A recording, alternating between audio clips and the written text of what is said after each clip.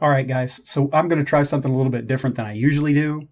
In all of my work, especially over the last couple of months, I get a lot of feedback and homework assignments from other people that, they want me to know where their head's at. They want me to understand the same terms that they understand. They give me reference reading. They give me various videos that I should check out. Today, I'm going to highlight one of those videos. It's featuring actress Jennifer Lawrence. You've probably seen her in a lot of movies. This isn't about her as an actress, but she's also helping with this video on behalf of RepresentUs. I'm not concerned with opinions on her actressing abilities or what she's involved with or how you feel about her. I'm only concerned with the content of this video that I'm going to show you clips from, and I'm going to give you some of my reactions to them. It's important to note that this video was actually shot and released 6 years ago. So everything in this was already seen by RepresentUs. It was something that Jennifer Lawrence and those making this video felt very strongly about. And it kind of goes back to what I was saying recently about the societal facade and how I've been aware of it for a very long time, even though everybody else was happy with Facebook, Netflix, and all of that and living in a compartmentalized world. I'll link everything that I'm talking about in the description under this video. If you're checking it out on YouTube, I would appreciate a like and a subscribe. YouTube does a really poor job of advocating for any of my videos. Where I get most of my views from is my Substack, and I'll place that information in the video description as well. We are witnessing a total political system failure in America. Yeah, we are.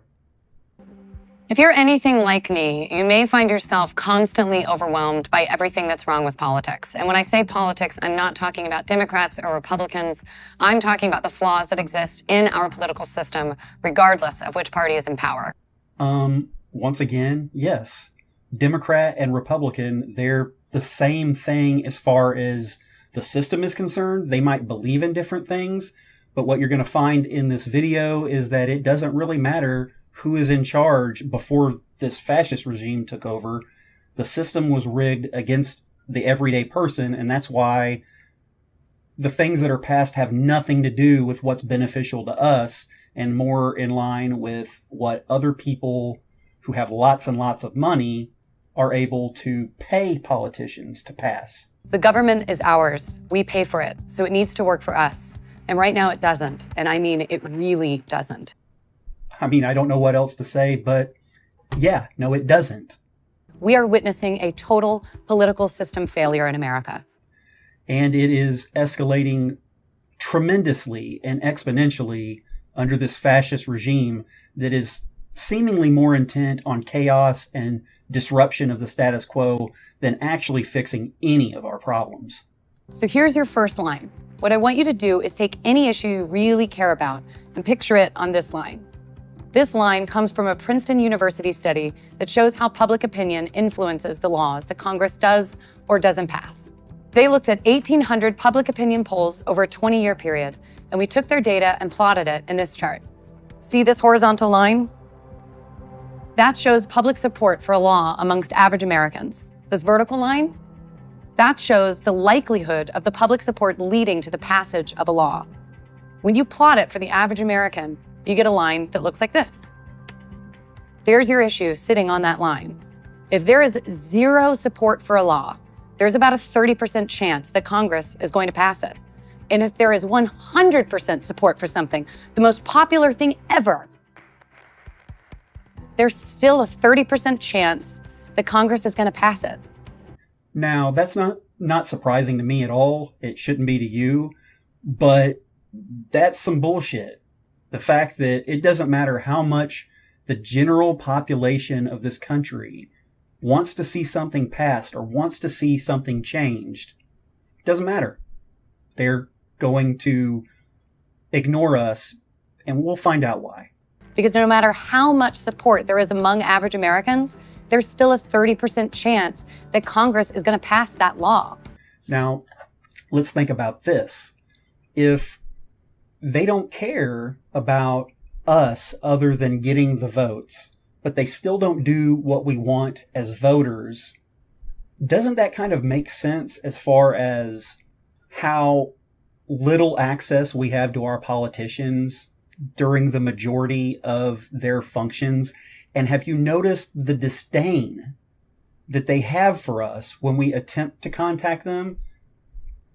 When we try to have town halls, when we ask about our Medicaid and we have that representative or that senator saying, well, we're all going to die. It's fucking ridiculous because they don't see us as being the authors of their fate. They see us as a nuisance because how they're in office is from money. Preferences of the average American appear to have only a minuscule, near zero, statistically non-significant impact on public policy. Politicians are spending up to 70% of their time raising funds for re-election after they get into office.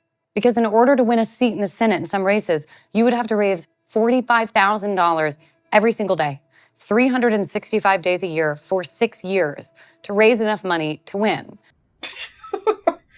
When I worked in politics, at a very, very low level, I've said this before, I don't know if I've said it in any of my videos, but I never saw it so easy to hold out my hand and have somebody with some wealth and influence try to put money in it.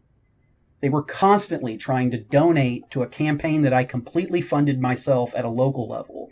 And this isn't a conspiracy theory. The reason why they did that was because they wanted to own me. They were buying me.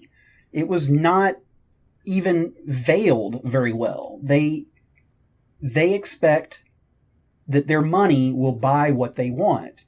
And that is what's wrong with everything in the United States right now. Now consider that only 0.05% of Americans give more than $10,000 to politics. And then you see why politicians have become completely dependent on the 0.05% of Americans, billionaires and special interest groups, who fund their campaigns. Bam, that's what I was saying.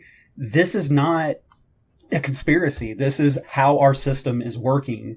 And we could go into a lot of the reasons why, but it's money in general. Money should be out of politics. It should be based on the quality of life and the freedoms and liberties that your citizens, your constituents are experiencing. So when you do a fucking shitty job, you should be kicked to the curb. And it shouldn't matter that people with money are giving you money to stay in that position and serve their interest.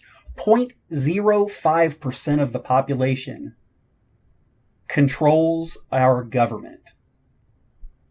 And we're going to have to do something from a grassroots, truly grassroots level to fix it. And then there's gerrymandering, with politicians drawing the boundaries of their own voting districts into crazy shapes designed to prevent competition.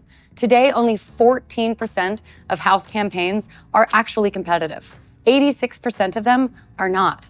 And we've done this to ourselves because we've allowed this money to enter politics so they can monopolize the narrative through media, social media, deceptive campaigns.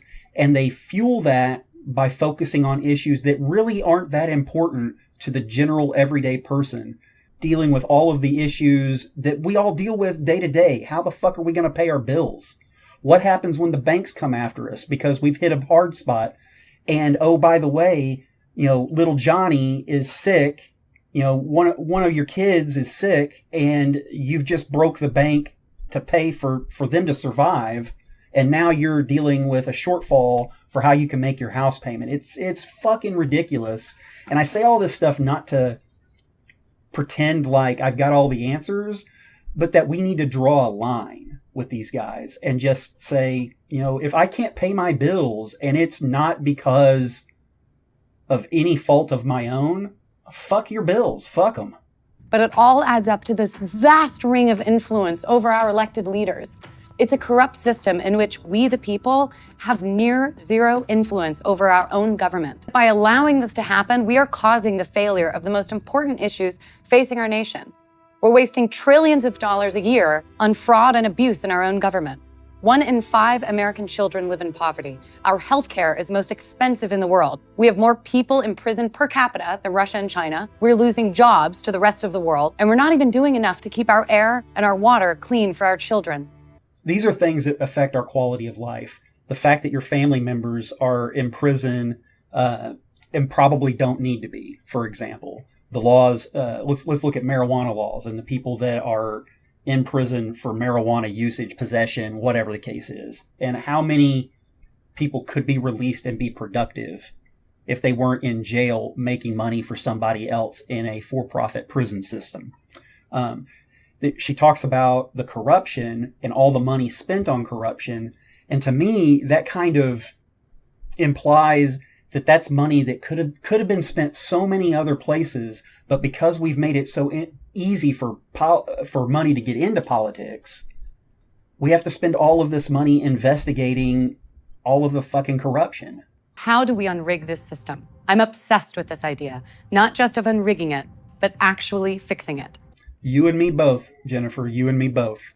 This is the issue behind the issues. If we fix the system, we'll have so much more power to fix everything else. This goes in line with the People's Union that I've been talking about and decentralized and parallel structures, but I'll let you draw your own parallels and ask me some questions if you have any. Let's continue. You could pass a law that would stop political bribery and fix our broken elections.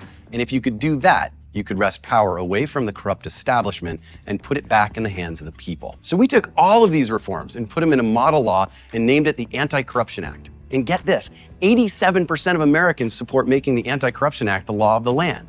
Look at the breakdown. 91% of Democrats and 83% of Republicans. It's incredible. Now you might be thinking 9 out of 10 Americans. Surely Congress will pass it. But on this issue, more than any other issue, it's like asking the fox to put a lock on the henhouse. Politicians won in the current system, and they have an incentive not to fix it. So we need to go around Congress, in this case, by passing anti-corruption acts in cities and states all across America. So he's basically saying that we need this ground floor movement that influences all of the different symptoms to why we have the issues that we do. So first of all, the U.S. Constitution gives states sole control over how elections are run, even federal elections. So when we fix gerrymandering or election laws, that fixes the federal election in each state. That means that by going state by state, we have an immediate impact on how we elect Congress and how we hold them accountable. This line is from a Bloomberg News study. It finds that throughout American history, passing state laws leads to federal victory. Let me show you what I mean. This chart shows the number of states over time that pass laws giving women the right to vote. When it hits the right side of the chart, that's the federal victory. Okay, now I want you to watch the blue line. We're gonna do this again with interracial marriage. There were a few states in the Northeast that made it legal decades ago, and centuries go by, and we hit this blue line where all of a sudden there's a rush of activity, which leads pretty quickly to federal passage. I appreciate what they're saying here. I know it's going to take a lot of work to do that. I think we need to be taking that same approach for everything we're doing, everything from intelligence gathering, food security, homelessness, poverty, and access to education, even higher education, taking care of medical debt and abolishing this for-profit medical system. All of these things we're going to have to do in a similar way to what Represent Us and Jennifer Lawrence here have been talking about, which is starting at the smaller levels, at the town levels, and then the state levels. I think that this should apply everywhere, and we've got to get out of this idea that someone else is going to fix it, and we have to start putting skin in the game from the ground level. The crucial finding in the Bloomberg study is that a key event, often a court decision or a grassroots campaign reaching maturity, triggers a rush of state activity that ultimately leads to a change in federal law. If any of you live in red states, such as I do, you'll know that that's easier said than done. I live in Missouri, and Missouri is notorious for taking the will of the people through ballot initiatives and wrecking it beyond belief and rigging it towards benefiting those establishment GOP Republicans and their concerns, their moneyed concerns, the people who are paying them great deals of money to suppress our will. We must build a movement, a big movement comprised of all kinds of people from all across America fighting to pass anti-corruption laws. and then make sure they are implemented and protected. So again, liberals and conservatives working together, corruption, and build a movement. We can fix our corrupt political system, save America, and get to work on fixing everything else that's broken in our country. This is how we build this movement big enough to trigger that rush of state activity that leads to a change in federal law. That's true. That's true. And it does lean towards building from the ground floor up and influencing our elections, influencing our federal government from a local level. And you're going to hear that a lot. Every voice matters. Your voice matters. If you do nothing, nothing changes. But if we all do a little, we can win together. Yeah, we've got to take that first step. You might feel lost right now and not know where to begin. Chat with me. I can give you ideas. I don't have all the answers. I don't pretend to know everything or to have all of the scenarios mapped out, but I'll give you my honest effort to help steer you in that direction. You've just got to take the first step. And it doesn't have to be talking to me. There are other people, I'm sure, in your community, in your circle, or even people that you idolize that maybe you don't have contact with on a regular basis. Reach out to these people, ask them what they think, and start working on taking that first step if you haven't already. I appreciate you taking the time to listen to me. I'm not a professional at this, but I'm doing my best to bridge some of the coalitions and the gaps in our resistance. And I appreciate you being here and along for the ride. Thank you.